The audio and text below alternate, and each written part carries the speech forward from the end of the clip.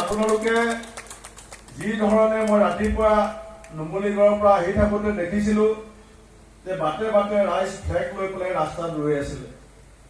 আজি যুৱ কংগ্ৰেছকো মই ধন্যবাদ দিম যে 2 বছৰৰ আগতে মই যেতিয়া প্ৰথম সভাপতি হৈ কাৰ্বি আংলঙলৈ আহিছিলোঁ তেতিয়া যুৱ কংগ্ৰেছে মোক গৈ পেলাই আমাৰ মানজাল আদৰিছিলে। দলটোৰ বৰ্তমান গোটেই ভাৰতবৰ্ষৰ মানুহে কি ধৰণে আঁকোৱালি লৈছে আপোনালোকে সকলোৱে দেখা পাইছে।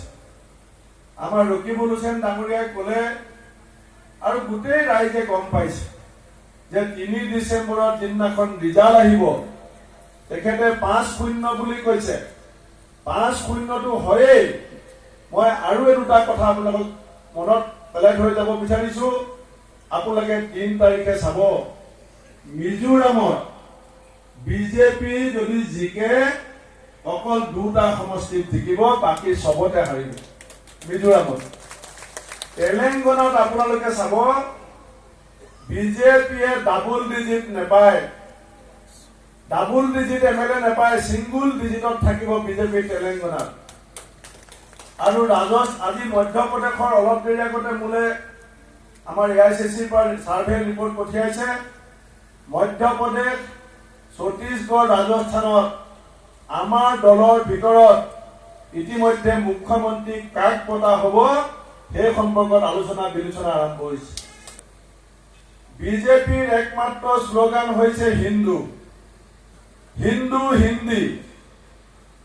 আৰু বিজেপিয়ে কৰ্ণাটকত গৈ ইলেকশ্যনত মোদী ডাঙৰীয়াই ভাষণত প্ৰথমতে কি বুলি কয়? মোদী ডাঙৰীয়াই কয় বজৰং বলি কি জয়। আৰু যেতিয়া ইলেকশ্যনৰ কৰ্ণাটকৰ ৰিজাল্ট দিলে হিন্দু হিন্দু বুলি ইলেকশ্যন কৰা বিজেপিৰ পিঠিত বজৰং বলি গদাৰ মাৰ যে পৰিলে গোটেই দেশৰ মানুহে দেখা পালে। আজি কৰ্ণাটকত আপোনালোকে জানে 87% হিন্দু, 6.5 কোটি মানুহ আছে। বিজেপিৰ চৰকাৰ আছিলে, ডাবল ইঞ্জিন চৰকাৰ। দিল্লীত বিজেপি, কৰ্ণাটকত বিজেপি, কিন্তু জিকিলে কোন? কংগ্ৰেছ জিকিল।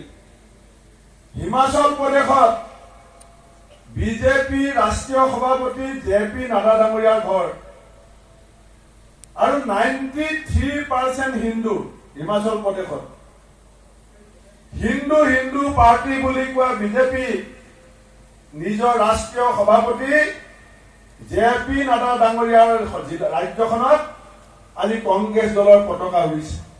যে আপোনালোকে ভালকে নিজৰ সংগঠনটো কৰক, ইলেকশ্যনৰ সময়ত আপোনালোকক আমি পিছফালৰ অলপ জোৰটো লগাই দিম। সেইকাৰণে বন্ধুসকল, এজোপা যে বটবৃক্ষ বৰগছ যে আমাৰ ৰাস্তাত থাকে, বাৰীত থাকে, এই বৰগছজোপা বতাহ ধুমুহাত নপৰে।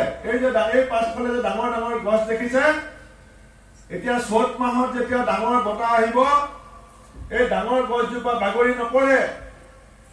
কেলে বাগৰি নপৰে? কাৰণ ডাঙৰ গছজোপাৰ শিপা ওপৰলৈ যিমান গছজোপা যায় শিপাও মাটিৰ তললৈকে সিমান যায়, আৰু শিপাই মাটিত খামুচ মাৰি ধৰি থাকে। আৰু সেই গছজোপাৰ শিপাই মাটিৰ পৰা ৰস টানি গছজোপাক ওপৰলৈ আকাশৰ ফালে দাঙি লৈ গৈ থাকে, কিন্তু বতাহ ধুমুহাত গছজোপাক বাগৰি পৰিবলৈ নিদিয়ে।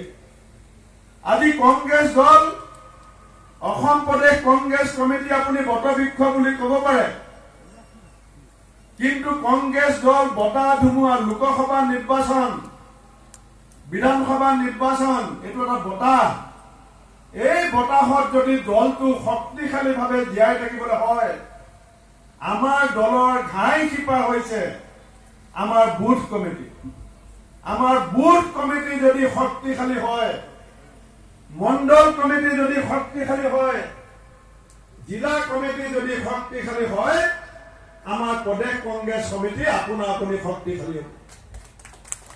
আজি ভাৰতবৰ্ষত বহু ৰাজনৈতিক দল আছে, অসমতো বহু ৰাজনৈতিক দল আছে, বহুতৰ জিলা কমিটি নাই।